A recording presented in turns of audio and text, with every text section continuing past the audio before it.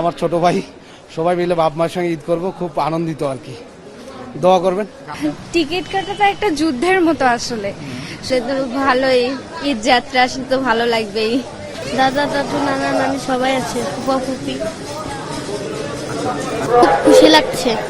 আমার ছোট ভাই সবাই মিলে বাপ মায়ের সঙ্গে ঈদ করব, খুব আনন্দিত আর কি। দোয়া করবেন। যাত্রা নাটোরে।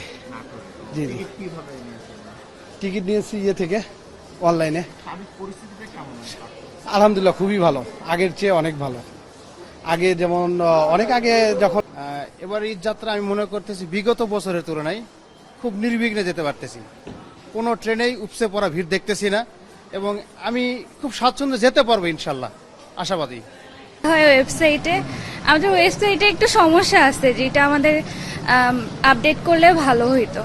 দেখা যাচ্ছে যে টিকিটগুলো ফাঁকা আছে, কিন্তু যখন আমরা ক্লিক করতেছি তখন দেখা যাচ্ছে দিস টিকিট ইজ অলরেডি মানে বুকড এরকম দেখে, অথচ দেখাচ্ছে যে ফাঁকা।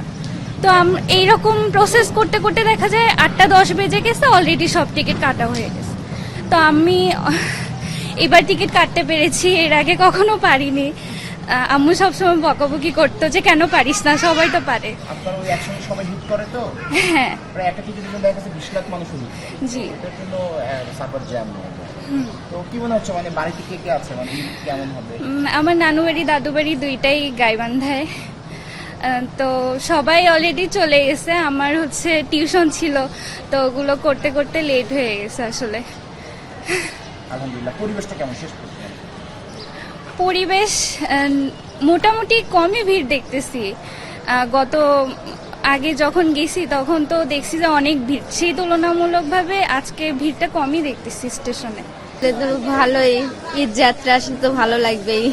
সবার যেমন ঈদের আনন্দ করার জন্য, পরিবারের সাথে আনন্দ করার জন্যই তো সবাই যায়, এই জন্য ভালো লাগে, অবশ্যই ভালো লাগে। ঠিক আছে, কে কে আছে বাড়িতে? দাদা দাদু নানা নানি?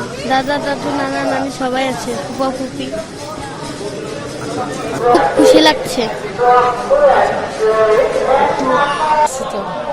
সুন্দর লাগছে।